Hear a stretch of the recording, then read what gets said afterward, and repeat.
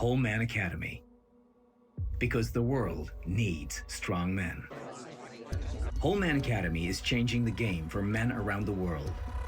It's for guys who want to live an epic life of fun and adventure, no matter what. We believe deep down, all men want to go on their own hero's journey to becoming resilient, confident, fearless, and fulfilled. Listen in to be inspired by guys who don't settle for living a life of mediocrity. This is your call to action and call to adventure. Are you ready?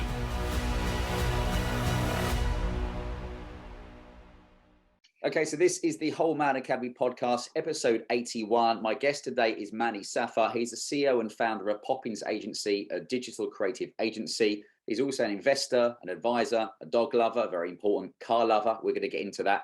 So we're going to talk about entrepreneurship, building brands, mindset, tech and innovation, fitness, cars, fashion, and plenty in between. So welcome. How are you and where are you?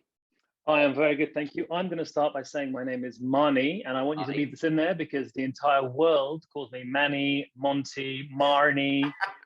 Ladies and gentlemen, it's Maani, but thank you. Maani. Lovely to be here. Good. Thank you for having me. Good. Now, whereabouts are you? Currently in central London. That is where home is, and that is where our London office is. It abides by my no more than 10-minute to commute if I can. So I kind of live my life between Marylebone and Fitzrovia, Soho. Very nice. And now we spoke just off air about kind of living either in the city or living out of London. How long have you lived in London for? So I actually spent the last just shy of a decade in the States. Did 2 years in San Francisco, 18 months, and prior to that in New York. Always been bang in the middle of it all, been right in the epicenter of it all. That said, as we were saying just offline now, there's been a transformation. Maybe I'm getting old, maybe I'm working too hard, I don't know. Probably getting old. But nature is calling me. I do love to get out. The city is wonderful, but actually I find myself drawn more and more, especially post-pandemic, but it was something that started prior to that for me. Getting out and about, it's wonderful out of the city. And that's what I love about London. You can do that by driving for 30 minutes, 40 minutes, and you're out, which is wonderful. Yeah, no, I think it's, we've seen a lot with guys through the Whole Man Academy that are, even if they're living in the city, they're realizing if they don't have to be in the office all the time, it is now possible for them to move further out. And we know the different budget, what you can get in London is get somewhere much bigger with more space. And what I've seen also is a lot of people obviously need some kind of working from home space if they are, for recording podcasts or for yourself, if you're splitting your time. How have you found that with working from home primarily in the last year and a half? So lots to kind of discuss on this. First of all, prior to, I talk like it's BC, AD, prior to the pandemic and post, we have always allowed people to work from wherever, whenever. You just need to get a very high caliber of team in, and that works for most people. Obviously, we were locked down throughout most of the pandemic. We've now opened up all of our offices. Sydney has just opened up back up again last week, so they were a bit delayed. We have a rule where you can work from wherever for as long as you like, as long as you are present if needed in the office. And we found that we're getting some days 10% of staff in, some days we're getting 90% of staff in, but that enables a beautiful balance for people to be at home when they need to be for a variety of reasons. You have children, you need to take your dog to the vet, whatever it may be. You don't feel like coming in and seeing people, you feel like you want to stay at home.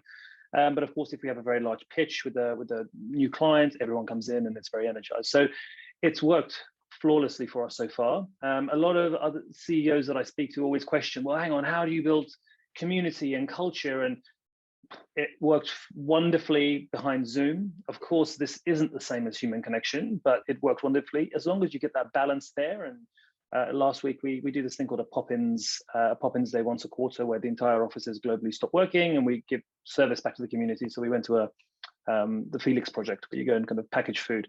The entire team were there together. We packaged food together. We broke the record for most packed in half a day. And then we all went out for a meal together. And that just you can create culture and connection however you can, really. It's just adapting as well, isn't it, at the moment? 100%. I see with some of the people who have started to employ people from other countries because also maybe it's cheaper, they're outsourcing it.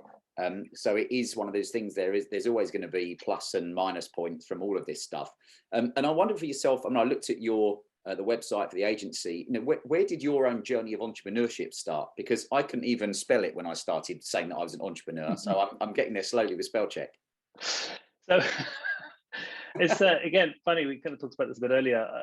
Entrepreneurship, I believe, is something that is here. Same way that if I was to go and to study art, I could pretty much learn to draw well. I would never be Leonardo da Vinci. Never. It's not going to happen. He had that here. Yeah.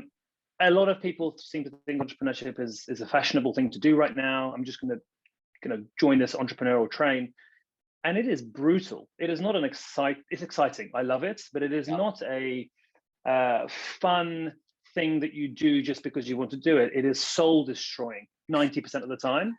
10% of the time, then it's rewarding. Right. But my entrepreneurial journey actually started when I was 16, 17. I've really done what I do today all my life. And this is what I always find difficult when I'm doing some of the mentoring for the younger generation that I do. They always say, like, well, how did you know what you wanted to do? I don't know what I want to do. And it's always a very difficult question for me to answer because I always knew. I mean, I will say I'm a couple of months away from being 40. So 1996, 1997, when I was doing this, it was very early on in that internet thing. But I was wearing suits, just very cheap $49.99 suits from stores that were almost shiny suits, as it were. That's how bad they were. We all had some of them. Yeah, I found a couple of pictures, horrified. But I would walk up and down, and then the company at the time was called Safa Enterprises, and I would go into stores and say, "Do you have a website?" They would most of the time would say, "What is a website?" Yeah. And I would say, "Well, I could build you an online selling platform." And a lot of the time I would say I do it for free, but I charge micropayments to update images or update any copy and so on and so forth. And that kind of got me through till about 19 years of age. I say made good money. It made me enough money to buy myself a brand new Mazda and go to university thinking that I was the man, which is hilarious when you think back to it. If only I'd invested that. Yeah. And then I decided, well, I did my degree and my master's, focusing on digitizing news. That was picked up by the Daily Telegraph or the Telegraph Media Group. I then joined the Telegraph Media Group, became head of mobile there, worked with a mentor of mine, Paul Cheeseborough, who currently is one of the execs over at News Corp. And we did something which really set the trajectory for the next 2 decades of my life. Mm-hmm. We founded a laboratory, a lab, partner with Apple, Google, and Adobe, one of the first of its kind, where we would work on launching new products for new platforms, where we ended up building a product for a little thing called an app store that launched. So we built the world's first ever news app on iOS, on Android, and Kindle, which was hugely successful. And it made me think, I was like, look, I've always been an entrepreneur, and I had tried lots of different businesses. I was part of a lingerie business that I come up with that gave away money to anti-racism charities. I come up all sorts of crazy ideas that had failed. I can't even tell you. Yeah. And I thought, okay, look, this device here is going to change the world. The App Store is going to change the world. Let's do something about it. So I kind of joined with some incredible guys as part of the founding team of a mobile-focused ad agency. And the rest is history. I've kind of done that repeatedly now for the last kind of 10, 15 years. Yeah. The last version took me over to New York, did that, sold that business, moved to San Francisco, kicked off the next one. And then really the main one, which is really the big story, and I hope it will be the one that I'm known for, is Poppins. I kind of got together with what I believe are the best of breed that I've worked with in the last 20 years. And sat them down and said, look, guys, we are in a pandemic. We've built and sold these businesses. You've all been part of these somehow throughout the last however long. Let's have a step back. What do we want to do and why? Mm-hmm. Because money is a wonderful thing, but it is not the reason why you do things. And I firmly believe this. When I say this, a lot of people like roll their eyes, and I fundamentally cannot stress to what degree I believe this. Money is a catalyst to be able to have influence and impact. Mm-hmm. It is not purpose. So the purpose, really, we sat down is, okay, we want to have an impact on humanity, a positive impact on humanity. And I go down a rabbit hole with this because I'm so passionate about it. The way I look at it is this: I'm 40. So imagine a circle, 0 to 100%, 0 birth, 100% death, right? For the Western world of a healthy lifestyle, roughly 90 years of age is where we're going to aiming for if everything goes to plan. I think that will go further and higher up as technology and medicine grows. Okay, so if I'm roughly half of my life, give or take, we also know mathematically, scientifically, as time passes, an hour for you and I is a lot faster than an hour is for a 5-year-old. Right? That's relative terms. So hang on a second. I know the first half of my life has gone by like that. It really has. So what do I want to do then for the second half of my life? And I put this to the team, who are incredible. They truly are. And we said, okay, impact on humanity. But I was so bored of this grandiose, and I'm going to get killed for saying this on video, but I was so over the grandiose nature of Silicon Valley saying, let's save the world. Okay, cool, but how? Like, what's the there? How are we going to do that? Can a digital creative agency save the world? Yeah. Maybe, but like, how do you do that? So we said, okay, let's build a company that is entirely based around purpose, that is a carer brand, but also a magician, which is actually where the name Poppins came from, because she is a carer. Mary Poppins is a carer and she's a magician. And let's try to work with companies that are either having a massive impact on humanity and want our help, right? So that's a product. So BioSelf Technology is a big client of ours. They create a Sensate, which I don't have next to me, but I use every day, which we can, you know what, I'll send you one. They're incredible. It's like a flat egg-shaped wearable device you place on your chest, and it vibrates with infrasonic triggers, and it vibrates against your vagus nerve and forces your body into a meditative state. Nice. Incredible. Interesting. Wonderful client. Others that are building affordable homes and so on and so forth. So that's one piece. But the other is very large businesses. Publishing is a very large area. And people are like, well, how are publishing changing the world? And I would always say, well, actually, you know what?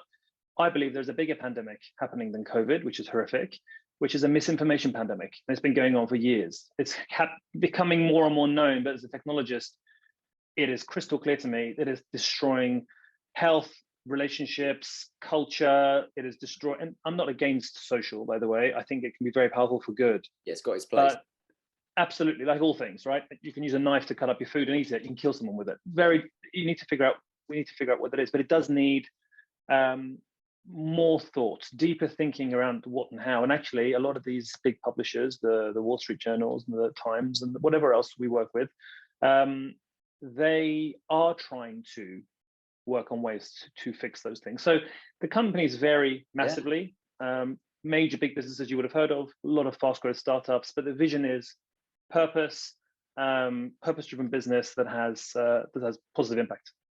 I find that really interesting, because I know when we spoke on email kind of prior to recording this, for example, I said, me being an employee for 20 years, I never ever really thought about brands, and especially like now with the Whole Man Academy, where it took us a while to really understand what we wanted it to be, who we were aiming for. And I wonder for yourself, where do you start with, you know, if someone comes in now and says, right, you know, we want to work with you guys, do you look at the team of people? Do you look at their purpose? Do you kind of have a framework for where you start? This is a really interesting question, and I'm going to share the inside track on this because I think it's the honest answer. We look at the founding team, we look at the business itself, and we look at what their brief is. But we're very selective about who we bring on. First of all, a digital agency, whether you call it a transformation agency, innovation agency, really a brand and product are our core focus, and the intersection of those. We're only ever as good as the last company we work with. We've just done a really beautiful piece of work for VistaJet. Incredible leadership team, incredible concept. They are doing some wonderful things to do carbon offsetting, in case you're wondering why we're working with private jets. It's a question I always get asked. But really the aim is to be selective. So we turn away somewhere in the region of 3 to 4 clients every few months. And people are saying, you guys are crazy, we're in a pandemic. But actually, I totally disagree. If you find alignment with the right leadership, wanting to do true change and want to create something special, that will always lead to longer term relationships, higher margins for both sides, because there's more propensity to spend, but also you're proud of the work you do. So where we look at we look at the brief, we look at the founding team to see if that we get on with them, and lastly their purpose. I will say though, I'm also at the age now where I've done this for so many years. I don't want to work with people I don't like. I was It goes just back to thinking, internal culture. you're in control, aren't you? And that is, I mean, we use the word freedom here at the Whole Man Academy because, you know, I've always said I left the city because I wanted to live life with freedom and not have to ask someone for permission to take time off and, you know, be chained to your desk. But a lot of the guys that we either interview and or, you know, speak to through events and stuff like that, at some point in their life, usually in maybe 30s to 40s, they might not have thought about freedom, but then they're like, do you know what, I want to kind of live life on my terms. And at least with you, when you've got to that stage where you can turn down clients because you don't need them, you know, you want clients but you don't need them, that must be a great feeling. I will say it is a phenomenal feeling. I'm acutely aware that it is something that we've worked tirelessly for, and it may not always be the case. I think that humility and authenticity are two of the biggest prerequisites for success. I think it's easy to say, oh, we don't need clients, or we're very selective. I want to be really clear that we are selective, not picky. Yeah. So that's kind of really, really important. You will find out through either these conversations or when we talk offline. I would like to position myself as, I do have an ego, but I am the anti-ego. One of the biggest learnings I've had in my career to date is that ego is the antithesis, it is the kryptonite of a good leader. And I say this having worked with, and I'm not going to go through all the names, some of the most powerful men and women in the world. I've been blessed to work with some of the most powerful, and powerful I mean in the business world. Yeah. And the ones that I look up to, the ones that I learn from, the ones that I genuinely like to be around are the ones that have no ego. And that's one of the reasons why I believe women make better leaders than men most of the time. And there's a lot we can learn from women who are in leadership positions, which is they don't seem to have this puffed up ego that drives them. I believe you can have far more impact without the ego. Yeah, it's an interesting thought. And I know it's one of those things in business where from some of the companies that I've either communicated with or businesses that I dealt with, it was interesting because when you met the leader, you could pretty much get a feel for how the whole company was, you know, trying to think what the word is, but you get a flavor for the company, and you either, it's a bit of Marmite, you either knew you were going to love them or hate them. So it's one of those things, isn't it? I try and look at it even with the Whole Man Academy, that I always want people to leave having a sense of it was a fun experience, as opposed to trying to tell people what they should be doing. You're like, hey, there's some great options, and what works for Bob doesn't work for Frank, doesn't work for whoever. So yeah, leadership's one of those things that I wrote an article on it recently, and the more guys like yourself I speak to, the more I go, that's an interesting point, and that's an interesting point. Well, for you, I was going to ask about brands, because it's not just, I guess, people coming in. What about when you have to reinvent a brand? Because you're kind of unpicking something that's already been developed, produced over many years. Look, we have a what we call a productized process for branding. And I should say, what is brand? Let's discuss that first, because a lot of people come in and say, branding is a logo, or branding is a tone of voice, or brand. And actually, it is far more than that. Branding is what people think of you prior to you opening your mouth. Yeah. It can be a personal brand. It can be the Whole Man Academy brand. It can be whatever else you want it to be. And the story we often tell is, I want you to imagine a Nike hotel, or if you're in the UK, Nike hotel. I'm balancing my time in the UK and the US. Imagine a Nike hotel. Nike does not have a hotel. But if you close your eyes and imagine a hotel, when you walk in, you look around and you can imagine it right now. You imagine the lights, you imagine the smell, you imagine the way the coloring is. In fact, if I said you're walking down a corridor and you're looking at the corridor as you're walking, you can start imagining what portraits are on the wall. You imagine a Serena Williams. You can imagine the look and feel. You can imagine it all, right? Yeah.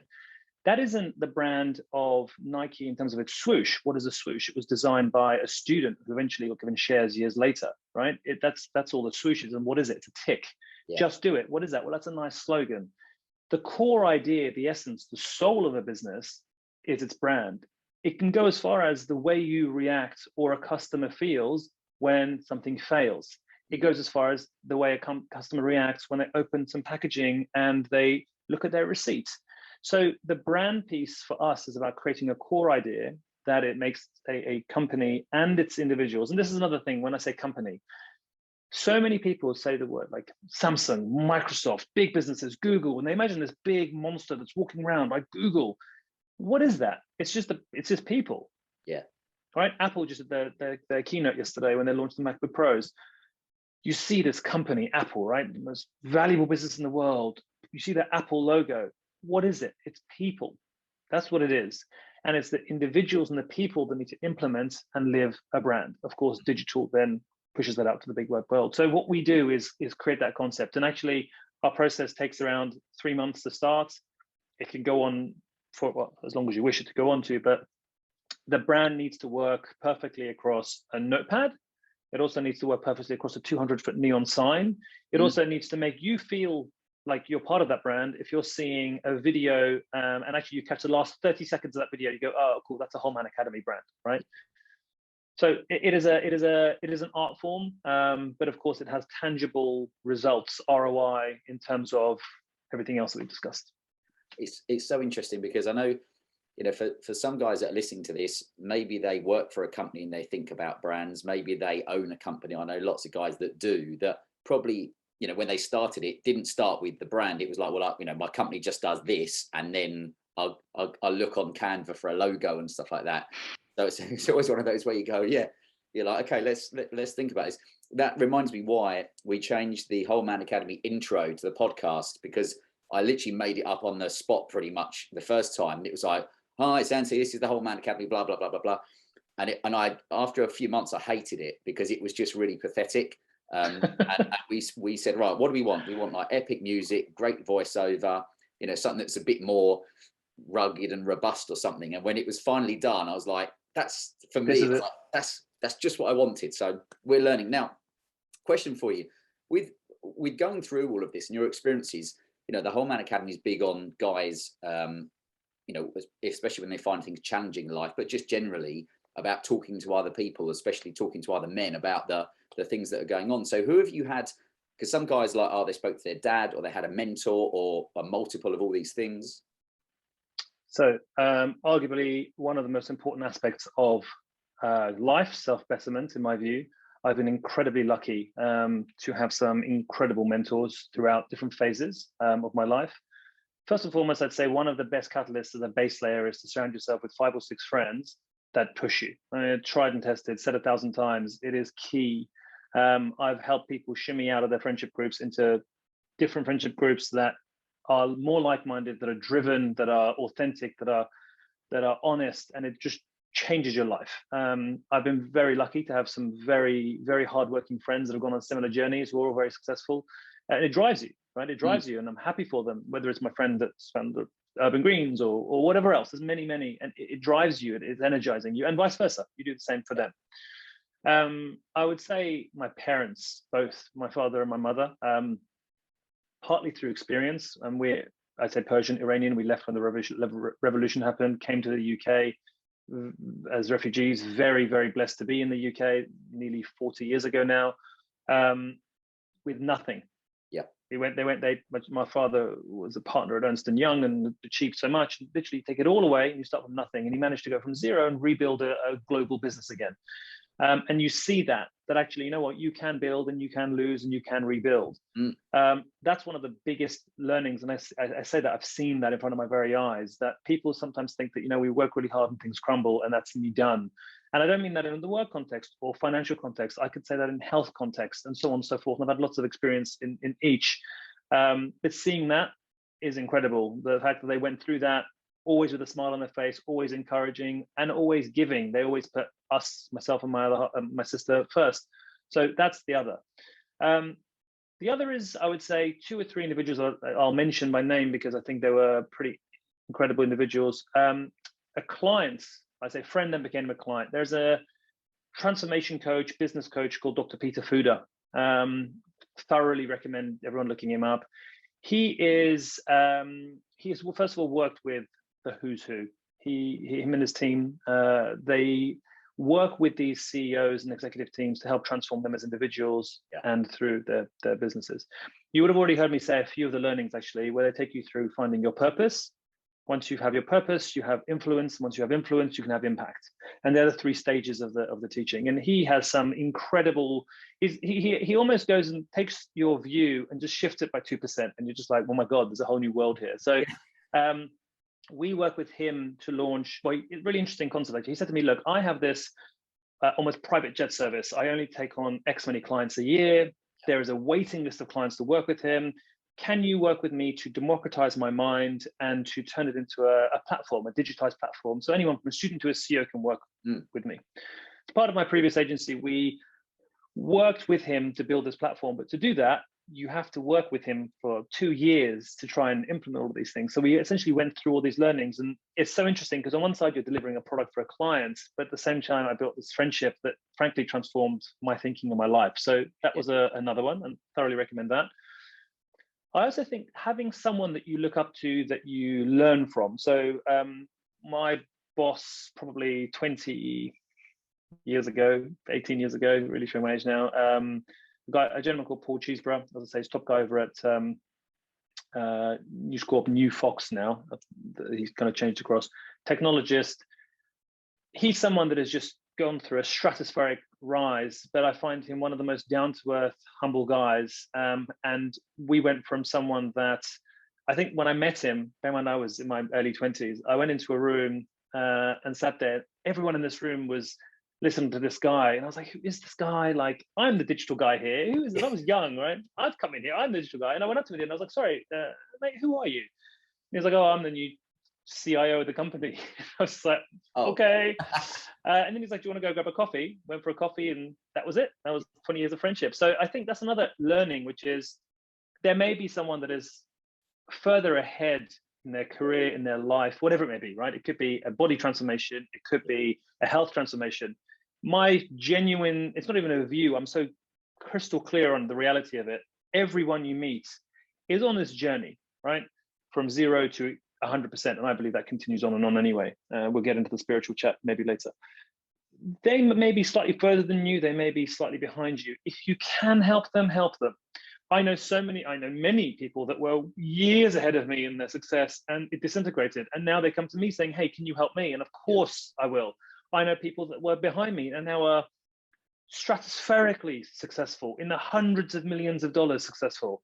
That the whole journey is something that goes ebbs and flows. So it's about, I think it's important to remember that when we're dealing with anyone, whether it's someone that's a client more senior or someone that is younger asking for help, always go into it with authenticity, because that will change. Guaranteed, someone in there will change. It's so interesting. You know, there's such a common theme through guys that I interview who are, and as we said, success doesn't necessarily mean money. Success could mean that they're working 3 days a week and spend loads of time with their family, and you're like, hey, that's great. And we'll all know some people that are earning loads of money and are totally stressed out, and they're, you know, churning work, and you're like, are you successful here?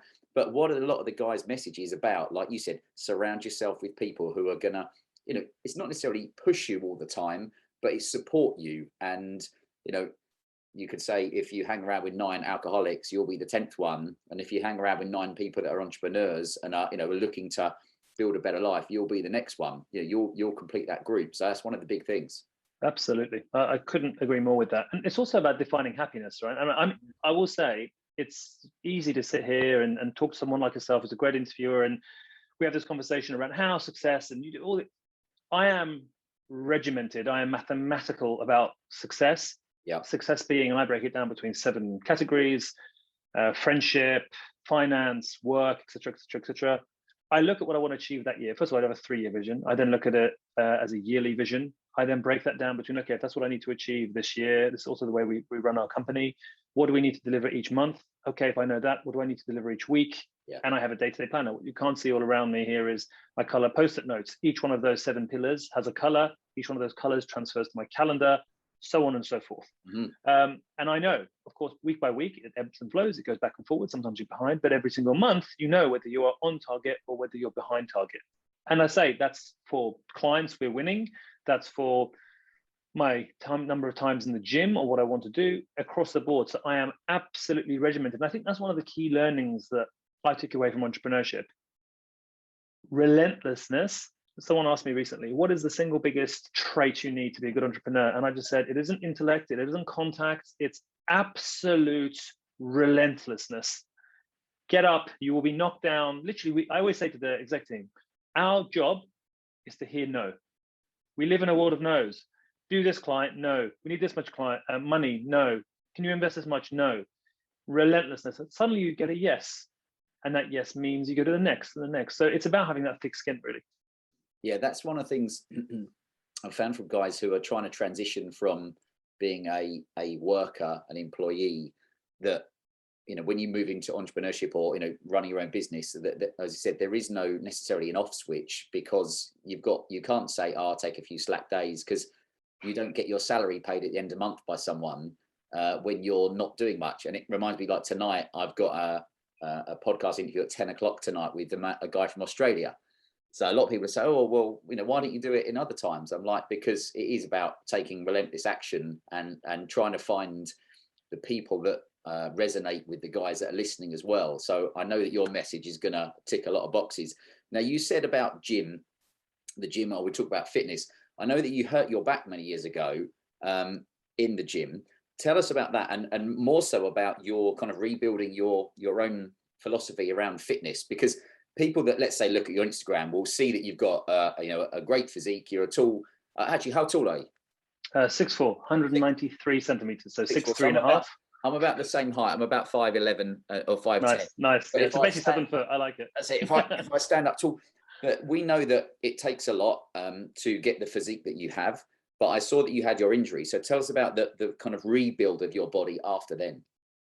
You know, it's funny. I was having this conversation literally yesterday. A random person I follow, who follows me on Instagram, wrote to me, and I posted actually a Twitter quote about perfection isn't what we need to portray. Authenticity is, because actually people can relate to that. So be authentic. And he said, "Oh well, says the man that is always appearing so perfect." And I actually it was a throwaway comment, but I was like, oh, do I like? I don't try to. Of course, it's Instagram. I admit, I went straight into, look, Instagram as a highlight reel. Here's my thoughts on social. It's not supposed to be. Yeah. The reality for anyone listening, in case there's any misconception, I am 100% geek. I grew up most of my life super skinny. I always wanted to be bigger. Part of the kind of, I'm in my late teens, early 20s. So I went through the health part of my life has been it is a core pillar and one of the most transformative, I'd say. I decided to get big. So I did the typical stupid path of, I'm going to eat terribly. Honestly, I got to a stage where I was taking whey protein and putting a steak in a mixer for breakfast. And I look back, honestly, my insides die, quite literally. But I got much bigger. I went from, I'll give you all the numbers. I went from mid 70s, 75 kilos to about 97 kilos, kind of hovered around 13% body fat, 12% body fat. Shaved my head. I was like, yeah, this is it. I'm the man. And then I suddenly got all sorts of health issues. Right. Hurt, terrible stomach. Got to the stage where like my eyebrows and eyelashes were falling out. It was just, I was in a bad state, and I went to all these different doctors, and everyone was like, one was like, oh, you have IBS. One was like, you have this. No one really knew what the problem was. Yeah. So I went, okay, look, I need to fix this because it's debilitating. It shifted my entire mindset, and I started working with this incredible functional medical doctor, a naturopath, and a holistic, I'm going to call him a movement coach, and I'll come to that in a second. And I realized that actually this is entirely wrong, and that size and muscle are a byproduct of a very healthy life that comes over a very long period of time. And also, why be big? Are you healthy? Are you functionally sound? Okay, cool. By doing all of these amazing exercises, you happen to get lots of strength. Great. Prior to finding this out and getting really ill, I also, and I think the big trigger for me was, as you say, the accident, where I wasn't even living in New York at the time. I was coming out of a deep, heavy squat, and I heard a really loud pop, and the most horrific pain I've ever felt, genuinely ever felt. The surgeon did say to me, this pain, we believe, is one of the pains that's worse than childbirth. Not that I would ever say that to any female, because I will not, you know where that will go. So I kind of fell to the ground, went back to the hotel room, sat there for a while, not sure what's going on. Pain got worse. I then thought that I should be open. I started crying. The pain was so horrific, I started crying. And the pain was essentially in my ankle joint, and it felt like someone was crushing my ankle with a mallet. Cool. So I went to get up to call 911. and I stepped on my ankle and I passed out from the pain. So I was found in the morning, apparently. I don't remember any of this. I woke up in an ambulance, and being in America, the first question to ask is, what are your insurance details? Yeah, it's insurance, yeah. Again, shout out to American Express. I just gave them that card and they took care of everything. I was like, thank God for travel insurance. They said, look, you have ruptured your L5 disc completely. The L5 disc jelly is now essentially tapping on the left sciatic nerve, but it's cut off the right sciatic nerve. So actually my ankle joint stopped working. I couldn't lift it up. I couldn't move my foot. Right. I was like, don't touch me. Fly me back to London. I want to go home. They put me on a plane, flew me back to London. A couple of weeks of epidurals and whatnot. They said, no, we need to operate as soon as. Luckily found a phenomenal neurosurgeon. Long and short of it, they did a discectomy, fused the spine, and then it was okay. Sit there. The pain's gone, but really scared of it relapsing. And them saying, there's 7-8 months of rehab. Start by learning to kind of walk and get your ankle joint, because my foot would drag. Yeah. And you go through all sorts of stuff. I will say, they had me on morphine for about 3-4 weeks because the pain was terrific. Super fun while you're in there in hospital, and self-administered too. I was like, well, this is amazing. But there was a misunderstanding when they moved me from the first hospital that gave me epidurals to the one that did the operation. So they just took me off all the meds. So I went home and I started got a temperature. I stopped eating day 1, day 2, stopped drinking, and I started hallucinating. This blue man would come in the room, and as soon as that happened, I was back home with my family. They were like, right, call the doctors. No, I go, oh, we're really sorry. You're on a morphine come down. We now need to put you back on the morphine and take you off slowly. So it was a horrible, dark part of my life. Obviously not working. Yeah. The kind of team that I was with were amazing at the time, absolutely supportive. But yeah, so I started. So you then recalibrate. At that point, as I was doing my rehab, going from walking to swimming, and then swimming with paddles just to try and get body movement, then doing exercise, but just body weight, just real slow comeback. I came across a guy called Ido Portal, which people have heard of a lot more now. So I kind of started getting in touch with the kind of team there, and I eventually was kind of put in touch with a guy called Mike Idala, who became a dear friend, a brother to me. Him and I started working. He's like a functional movement expert. He does things that essentially are just ludicrous, right? Like, I'm going to balance on my head upside down and hold. It's just madness. Yeah. And I was like, I want to be like you. Yeah. Goes back to exactly going back to being surrounded by people you want to be like, right? Yeah. And I said to him, like, look, here I am. I can do like 100 standing squats with no weight. I'm super scared to put any weight. The doctor said, surgeon said, never again do any kettlebells, never again do any deep squats, never again do any of these things, but help me. And we started working out together, and it just changed my trajectory of life. Fully now focused on functional, been years, functional workouts. I do very little weight work. I've started adding that in there for sure, but it's all about movement. So a typical day will be, so people realize now the Instagram isn't reality. 5:30 alarm goes off. I will wake up. I will drink about 2 liters of water straight away. I will then spend about half an hour just doing, I call it yoga, but it's not really yoga. It's body movement, just kind of opening up my body, as it were. I'll have a black coffee, intermittent fast. I will then use the Sensate and do some meditation, or sometimes just do kind of headspace type meditation. That people should do what works for them. Yeah. I will, at that point, kind of finish my morning ritual, as it were. I'll then, for the past 4 months, I've been doing some Wim Hof breathing, which is a game changer for me. Yeah. Feels stupid when you're doing it at first. Absolute game changer. I also put it in with the cold showers, so it is. I was going to ask. Phenomenal. As a cold shower man myself, some people are like, "What?" Whereas you're just like, do you know what? Once you start doing it, it's really powerful.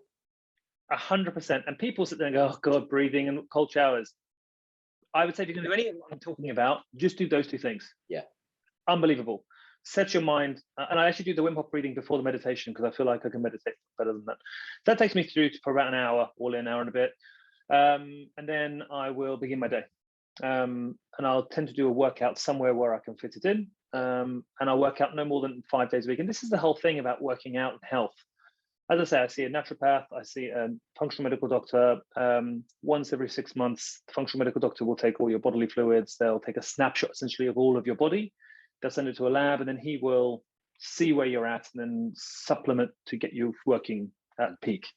That for me has been, I don't think I could ever work as hard as I do if I wasn't doing that. I don't drink. I have minimal sugar in my diet. I don't have dairy. I don't have grains. Once you get your genetic kind of breakdown of your body, you can then be told what type of foods to eat. For me, it's very high fats, not keto. I find keto after about 3 months, I'm just constantly tired. Yeah. Very, very high fats, very, very low carb. Yeah. I hover around somewhere in the region of maybe 9 to 11% body fat most days. And I have added in, actually born out of the pandemic, I bought a Peloton and then I fell in love with cycling. So I've added that as my big CV workout. But I also go to bed very early. The only times I don't is we have a lot of client dinners. Right. Yep. But I would say if I'm at home, 9:45, I'm in bed. And it goes back to the sacrifice piece, right? It's about what's more important to you. I have friends that say, listen, we haven't seen you for 4 weeks. And I'm like, yeah, that's partly because I'm really busy with work, but also I have a couple of days free. I just want to fester. Goes back to what we were saying. I just want to sit there, have a coffee, read a magazine. I want to just heal. And people sometimes think it's a very boring lifestyle, but it's all about my North Star. So each their own. That's talking about kind of your morning routine, and the guys that listen to this will know we talk about morning routine a lot. And I love asking different guys, but there is a common thread, which is the start the day, and I do talks for companies all about morning routine, and it is about move, breathe, think and drink first thing in the morning, like simplifying your morning just so you can feel fresher, more energized, more productive. And it might not be that you're like after one day everything in your life has fallen into place, but over the course of a year or longer or months or whatever it is, like you say, it's just those things that you go to and you're like, it's your early win for a cold shower, the breathing, whatever you need to. Well, fitness, I sense we could talk about fitness for a very long time. And I know saying about staying in shape, and what I saw from you also is, it's about natural movement. But then that kind of links back to the big thing about technology and innovation at the moment, because I know there's so many apps for fitness, and I despair sometimes because for me, I think it's great when you can track results. And I mean, my partner Emma's got an Aura ring, and some of the people I work with, coaching, you say, get an Aura ring, so it's really helpful. But then part of me wants to get people to throw anything away and just go out into nature and work on that. So let's go on to technology and like innovation, not necessarily on fitness, but what's exciting for you? What's out there at the moment that is for you, seeing as you have a big knowledge or a large kind of knowledge of what there is out there? What's the new stuff that's getting you excited at the moment? So this is a super interesting area for me. One, because we've worked with some of the biggest brands to deliver some of the stuff and build some of the stuff, but more so because I'm a health fanatic, health focused individual. Look, I will say, with all of these things, one of the other things that I do is mobile phone is not switched on for the first hour and a half of the morning. Right. And after 9:30 p.m. it's off. Yeah. So airplane mode. And during the day, I've moved all of my apps off that main screen. I just have a few of the, especially social. So my usage of it, I'm trying to bring right down. That's the second piece. Therefore, it goes against everything I just said, which is I love trackers. I think the data is the most important piece, right? Because if you don't know where you're at, how do you know if you're doing the right thing? And like all things, as I said, like when we were speaking offline, a knife can help you cut your steak and eat it, but also a knife can kill someone. It's about discipline. It's about how you utilize all of these tools, right? I could sit there and give you a cake and you could eat the entire thing and be sick, or you could have a thin slice and be really happy and say thank you, right? It's about the kind of mental approach to something. Yeah. I personally, trackers are amazing, depending on what you're trying to do. I personally use an Aura ring. I think it is awesome because the most important aspect of all health, nutrition and sleep, that you can do nothing else. Nutrition and sleep will be the most important elements. Of course, you should exercise and so on and so forth. It lets me, and I could tell you so many things, that when I'm stressed or if I eat late, I get less deep sleep.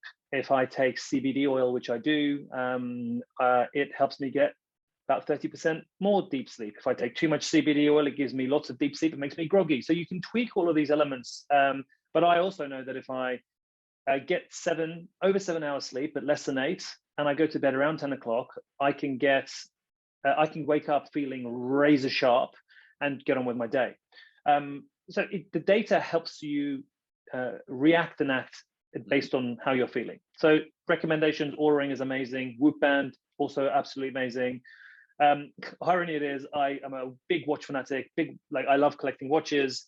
90% of the time I wear an Apple Watch, because I'm like, well, if I don't collect my steps, did I really walk? Who knows?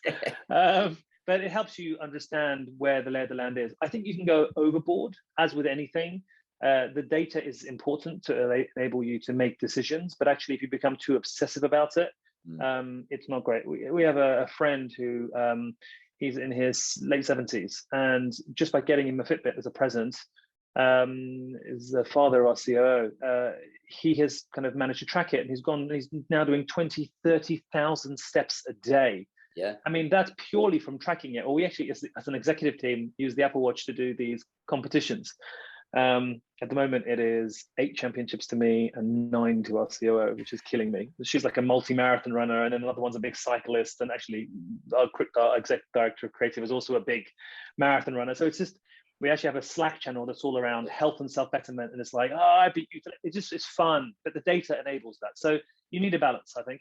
At least it, I'd laugh then, because the famous lady I said offline who lives, who was kind of living by me, we had to help her with her Fitbit a while ago because it was like getting it set up.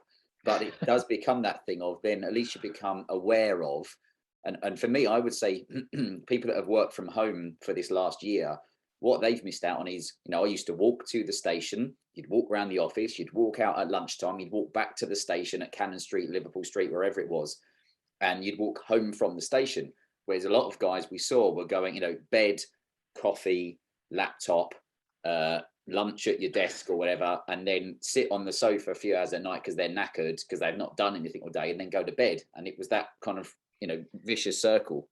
It's it's so incredibly interesting to hear you say this. And I'll give a personal example, because it's very easy to sit here and say, well, I get up early and I do all these things. Pandemic kicked in, lockdown happened. I was waking up and doing all these things. I bought weights and so on in the house. I had a Peloton. And I was finding that about 7-8 months in, I'd gained about 8-9 kilos, and I was hovering around 17-18% body fat. And for me, it's, as with most men my age, it goes all the way around your waist. Yeah. And I was like, and it's so hard to get off. And I was like, I don't understand what's happening. I'm working out 5 to 6 days a week. I'm eating really healthily. And I was speaking to my functional medical doctor and so on. He goes, oh, you're basically not burning off your base calories. I was like, well, what are these base calories? Where are they?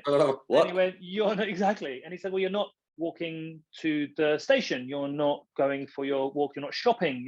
And I was like, well, hang on a minute. So he's like, the one thing you can do is either add more exercise. I was like, I'm already exercising a lot. And I said, I can't add much more. And he said, well, okay, reduce your calories.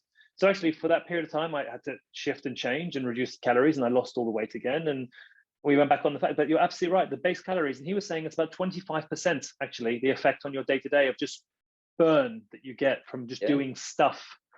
And I think that's, for, again, doesn't matter where in the world guys are listening, that's something to consider, is because some people are like, oh, working from home is great. And I know some companies that are basically changing the contracts now and saying, well, you're just working from home permanently.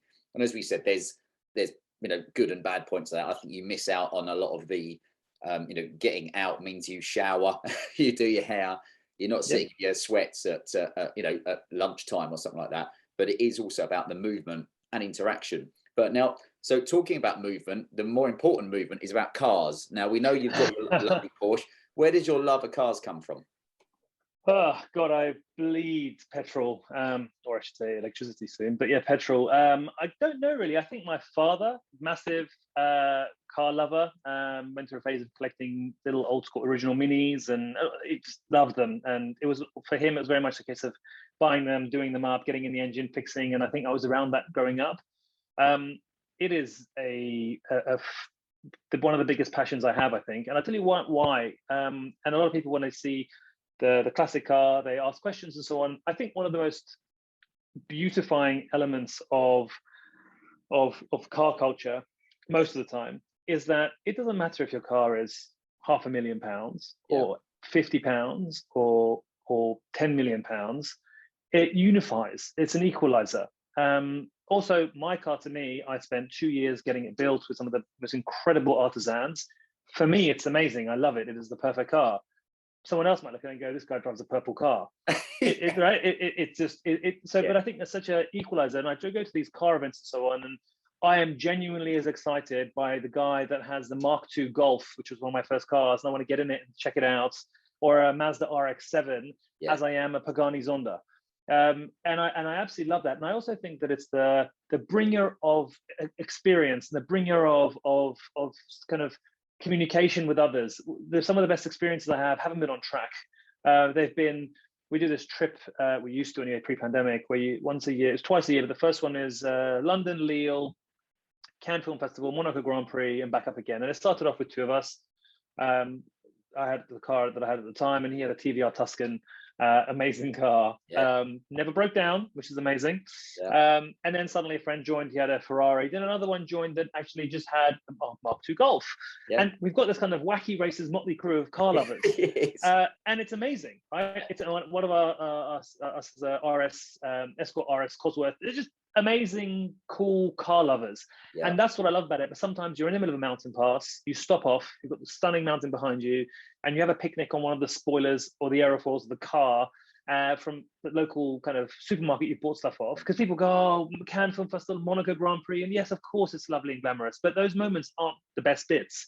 The best bits are, I'm gonna have a piece of cheese, I don't have dairy, but like cheese and bread, except I have chia crackers and a piece of meat kind of in the middle of nowhere, right? It's a magical experience maker. Absolutely. Yeah, that's actually, I don't know if you heard of his name, is it Gregor Fiskin, who owns the I think Classic Cars, I think it's in Kensington, but he's just bought a house just up the road to me. I'm pretty sure, I might get this wrong, but I'm pretty sure he has a Ferrari that's worth like 30 million or something like that, which is amazing. I'm not sure if I'd drive that around the country lane. Exactly. And certainly won't let my kids in the back of it, but it is that love of cars. For me, I think it was at the event where David Gandy spoke, and we were talking about his Jaguar XK120, and I remember him saying to me, "Oh, are you into cars?" And I said, "You know what? I love the way that cars look and smell and feel. I have no idea how they work. So my dad could say that's a V8 and a this, and it's got a what have you, and all the technical details. And I just glaze over, and I'm like, that's great. For me, it's about the feel of it. But actually, we're lucky in the Cotswolds because you get a lot at weekends. Your wacky racer versions of people with Lamborghinis and classic cars all coming past. So we're lucky on that. What about yourself? You touched on like going to like Formula One races and what have you. Have you ever done any on-track racing of any particular kind of type? So I've been to many tracks, again, with the wacky races. We kind of stop off from Anglesey to Spa and the Nürburgring and so on as a rite of passage, really, to go through these. Then the Stelvio Pass and the Col de Torini and all the great bits and pieces. It's actually quite funny because when I really started getting to a stage where, because racing is actually quite expensive. It's if you want to get into it. When I started getting into it, I ended up moving to New York, and I got to New York. I was like, right, I need to buy a car. So went to New York, went to look at a couple of cars, and I was like, what am I doing buying a car in New York? Utterly pointless. And the car parking alone, I was living in Chelsea in the Arts District, and I was like, just the car parking alone is ridiculous, let alone anything else. So I didn't have a car for that whole period of time, which was a painful experience. That's, I guess, partly where I started. I was like, you know what, I'm going to buy a 1972 911 and spend 2 years building it. So that was my kind of drug. I then moved to San Francisco, incredible kind of nature, roads, and so on and so forth. So I bought a 911 GT3 when I got there. Absolutely amazing. Loved that whole process. Went through everything. Went through a few racetracks there.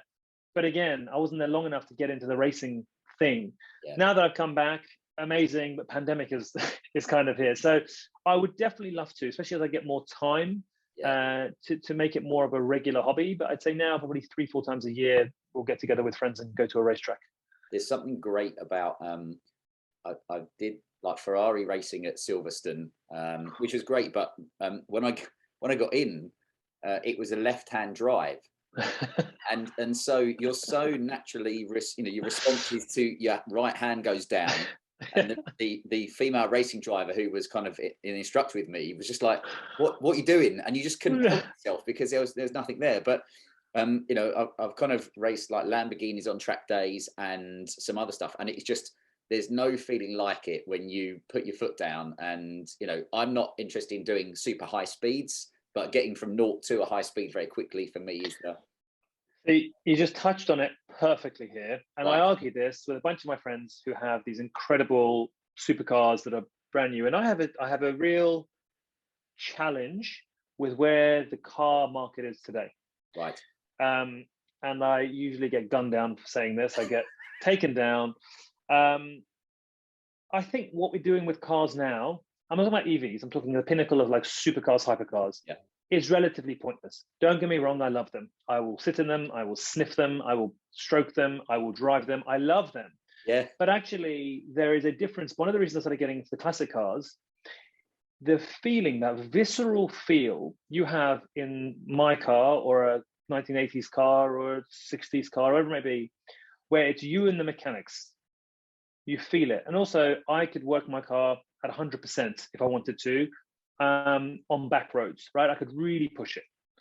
In a modern Lamborghini Aventador, unless you're on a track and you're Lewis Hamilton, yeah, you will never push that car to 100%. I don't care what you say, unless you are very, very competent. Yeah. So really, we're at a stage now where these cars are just wildly out of reach in terms of driving style. So okay, the other option is you get in there when you drive around, everyone goes, oh, how cool is that guy, right? Or people go, how not cool is that guy, depending on their view.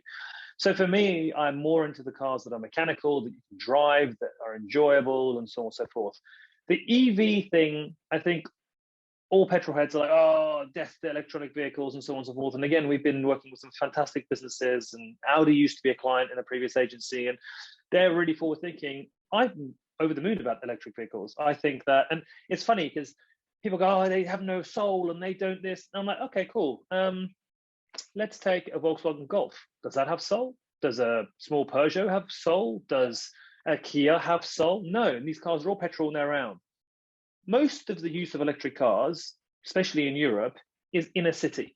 Mm-hmm. Amazing. Make them all electric, make them all kind of the way they should be. I think that EVs, I think the petrol cars will become more like a weekend usage piece. Yeah. They'll become something you drive out actually to the Cotswolds in, or you drive to a farmhouse in. Same way you go horse riding. And I think over time they will be taxed in line with what they are, right? Which again shouldn't be a problem. But I think the EV revolution is a wonderful thing, really.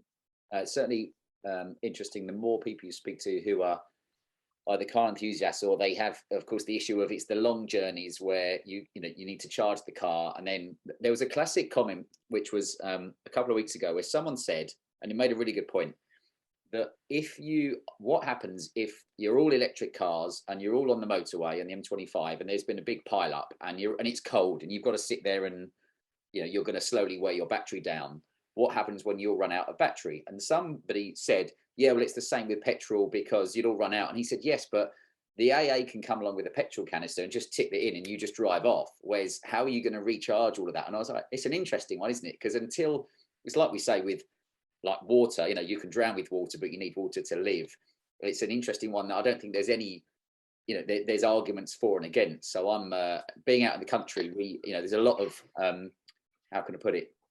The petrol people, and in the city, you like it. You also get run over a lot by electric vehicles because you can't hear. You really do. Actually, I nearly did this morning.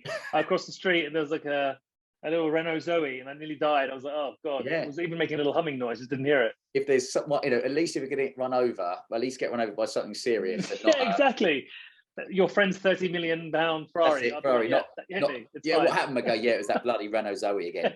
But well, look. I feel like we've probably got another podcast in this at some point, but I know we said we'd keep it roughly to 1 hour, also to be mindful of your time. But firstly, I appreciate your, especially talk about morning routine and the business. I think there's a lot of guys that can take away from that. And also the work that you're doing. I always find it so interesting when you're talking to guys kind of at the top of their game in different, be it cryptocurrency, be it fitness, be it brands, etc. That, me and the people listening will be learning a lot from it. Thank you so much for having me. Genuine pleasure. Love speaking to you. And as you say, I could speak to you for another 2 hours, but we'll try and get that in another time. We'll do it again at some point. All right, my friend. I'll speak to you soon. Thank you so much, mate. Speak to you later. Thanks for listening. Remember to sign up to our game-changing weekly e-letter that's read by men around the world. Sign up at wholemanacademy.com/movement. Until next time.